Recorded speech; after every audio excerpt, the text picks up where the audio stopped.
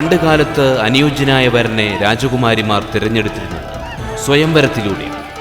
ആധുനിക യുഗത്തിൽ ഒരു രാജകൊട്ടാരത്തിൽ ഒരു സ്വയംവരം നടക്കാൻ പോകും. എങ്ങനെയാവും നമുക്കൊന്ന് കണ്ടു നോക്കാം. ഇതിൽ പരം നാണക്കേട് നമ്മുടെ രാജ്യത്തിന് വരാനുണ്ടോ? നമ്മുടെ രാജകുമാരിയെ അഗ്നിപരീക്ഷകളിലൂടെ വരിക്കാനെത്തിയ നാട്ടുരാജാക്കന്മാർ അമ്പേ പരാജയപ്പെട്ടിരിക്കുന്നു. പ്രഭോ, അവർ വരിക്കാനെത്തിയവരല്ല, മരിക്കാനെത്തിയവരായിരുന്നു. വന്നതിൽ ഭൂരിഭാഗവും ക്ഷയം പിടിച്ചവരായിരുന്നു. അതങ്ങനെയല്ലേ മഹാരാജാവേ? പിന്നെ ലജ്ജാവതിയെ നിന്റെ കള്ളക്കട കണ്ണിൽ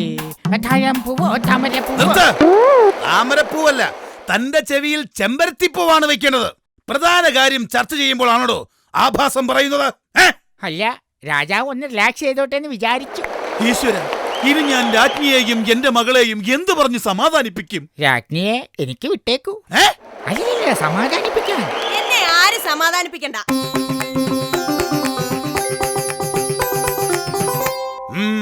അതെന്താ? നിങ്ങളെ വരിച്ചപ്പോഴേ എന്റെ സമാധാനം പോയി. ഇനി മരിച്ചാലേ എനിക്ക് സമാധാനം കിട്ടും. എനിക്കും ഒരു കാര്യം പറയാനുണ്ടായിരുന്നു. എന്ത് കാര്യം? നമുക്ക് മാരേജ് ബ്യൂറോയിൽ ഒന്ന് രജിസ്റ്റർ ചെയ്താലോ? വേണ്ട.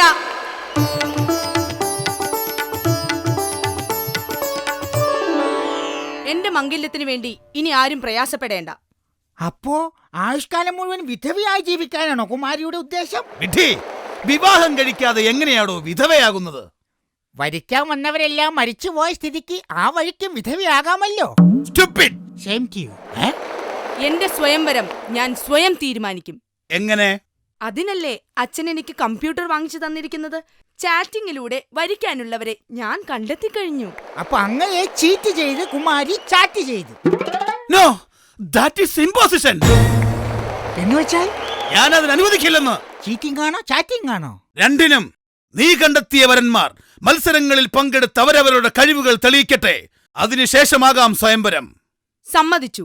പക്ഷേ അച്ഛൻ ഉദ്ദേശിക്കുന്നത് പോലെയുള്ള യോദ്ധാക്കളല്ല അവർ. പിന്നെ മലയാള സിനിമയിൽ തങ്ങളുടേതായ കഴിവുകൾ തെളിയിച്ച വീറും വീര്യവുമുള്ള താരങ്ങളാണവർ.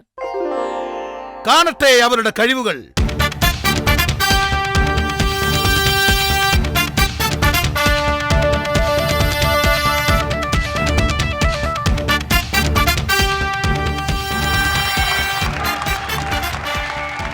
ശബ്ദഗാംഭീര്യം കൊണ്ടും പേഴ്സണാലിറ്റി കൊണ്ടും എന്നെ തോൽപ്പിക്കാൻ മലയാള സിനിമയിൽ ആണായി പിറന്നവരാരും തന്നെ ഇല്ല.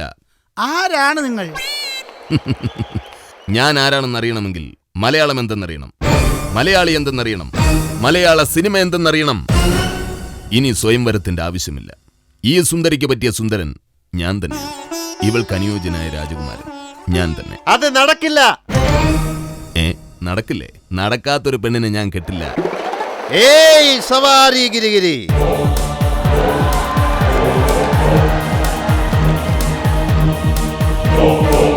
അതിമോഹമാണ് മോനെ, അതിമോഹം. മലയാള സിനിമയിൽ ഞാൻ ജീവിച്ചിരിക്കുന്നിടത്തോളം കാലം ഇവളെ ഒറ്റയ്ക്ക് കെട്ടി ജീവിക്കാമെന്നുള്ള നിന്റെ അതിമോഹം അത് തെറ്റായിരുന്നു എന്ന് തോന്നുമ്പോ നീ വാ, എന്റെ അടുക്കളക്കാരിയെ പിടിച്ച് കെട്ടിച്ചു തരാം ഞാൻ. അവളെ കെട്ടി ഏതെങ്കിലും കുഗ്രാമത്തിൽ പോയി ജീവിച്ച് നിന്റെ ആശ തീർക്കാം, ആഗ്രഹം തീർക്കാം. മലയാളത്തിലെ ഈ മെഗാസ്റ്റാർ ചെറ്റയല്ല.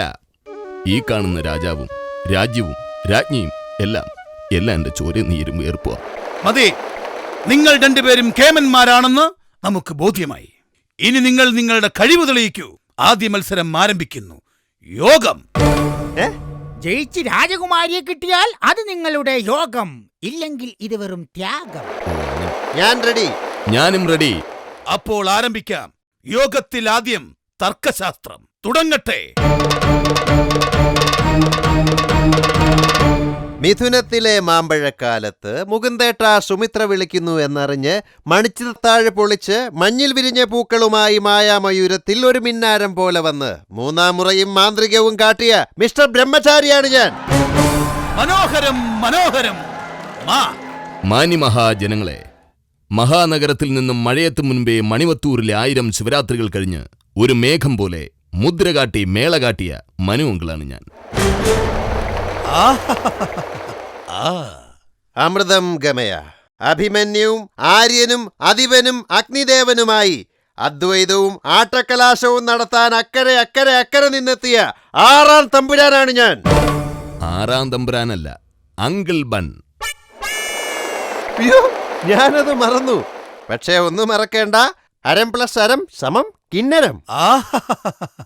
1921 അടിമകൾ ഉടമകളുടെ അടിക്കുറിപ്പുമായി അടിയൊഴുക്കുള്ള അതിരാത്രത്തിന്റെ അമരക്കാരനാണ് ഈ അപരിചിതൻ.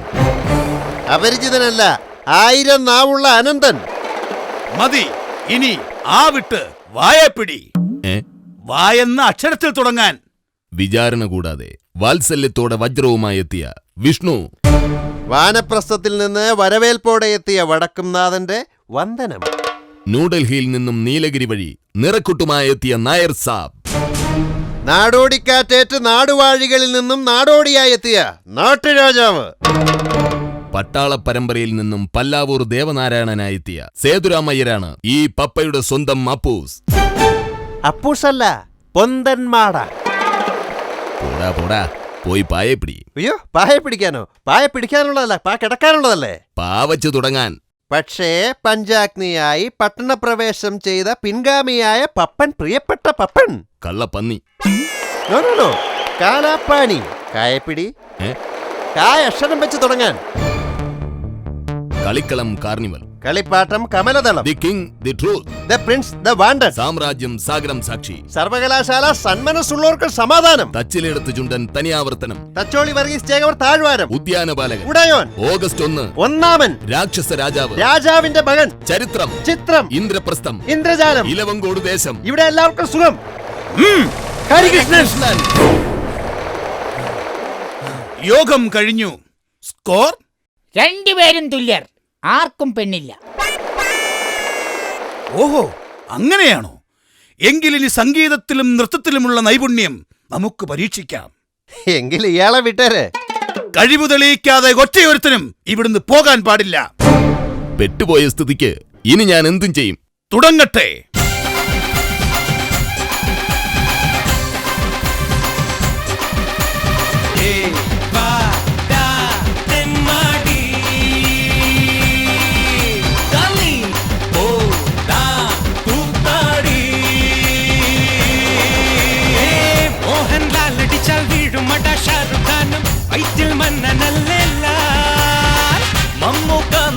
കൈയടിക്കും ബച്ചനടെ ആക്ടിംഗ് മന്നനല്ല സാർ.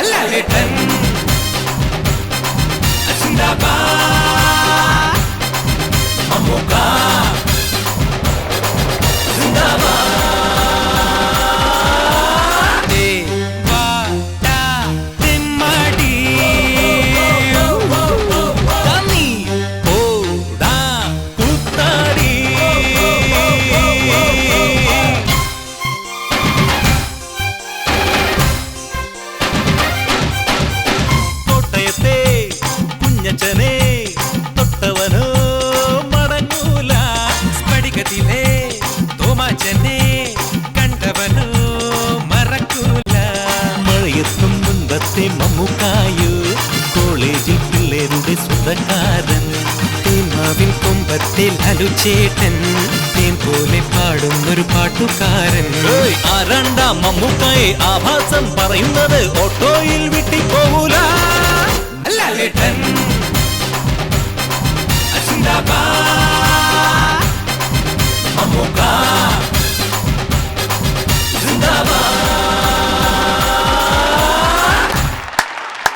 സമ്മതിച്ചിരിക്കുന്നു. ഇപ്പോഴെങ്കിലും നിങ്ങൾ എന്നെ സമ്മതിച്ചല്ലോ. സമ്മതിച്ചിരിക്കുന്നു. കേട്ടില്ലേ എന്നെ പറ്റി പുകഴ്ത്തി പറഞ്ഞത്? അത് പുകഴ്ത്തി പറഞ്ഞതല്ല, പൂഴ്ത്തി പറഞ്ഞതാ. തർക്കിക്കണ്ട. മത്സരത്തിൽ ഞാൻ തന്നെയാണ് ജയിച്ചത്. അതുകൊണ്ട് തന്നെ രാജകുമാരിയെ സ്വന്തമാക്കാൻ എന്തുകൊണ്ടും ഞാൻ തന്നെയാണ് യോഗ്യൻ. യോഗ്യൻ? ഒരാനെ വലിച്ചു കയറ്റാനുള്ള മൂക്കും ത്രികോണേ എന്നുള്ള നടപ്പും ആ പല്ലിനിടയിലുള്ള വെടവൊക്കെ കണ്ടാൽ രാജകുമാരിമാരങ്ങ് പുറകെ വരുമെന്നാ.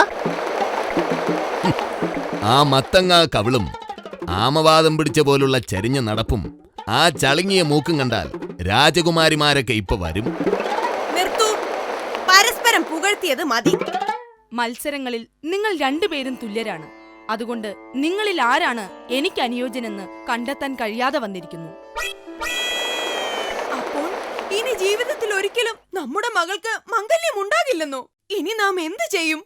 വിഷമിക്കേണ്ട ഭവതി. നമ്മുടെ മകൾ ചാറ്റിംഗിലൂടെ വരന്മാരെ കണ്ടെത്താൻ ശ്രമിച്ചപ്പോൾ ഈ അച്ഛൻ ചാനലിലൂടെ മകൾക്ക് അനുയോജ്യനായ ഒരു വരനെ ഇതാ കണ്ടെത്തിയിരിക്കുന്നു. ആരാണ് അയാൾ? ആരാണച്ചാ ആ യോദ്ധാവ്? ആരാണയാൾ? ആരാണയാൾ?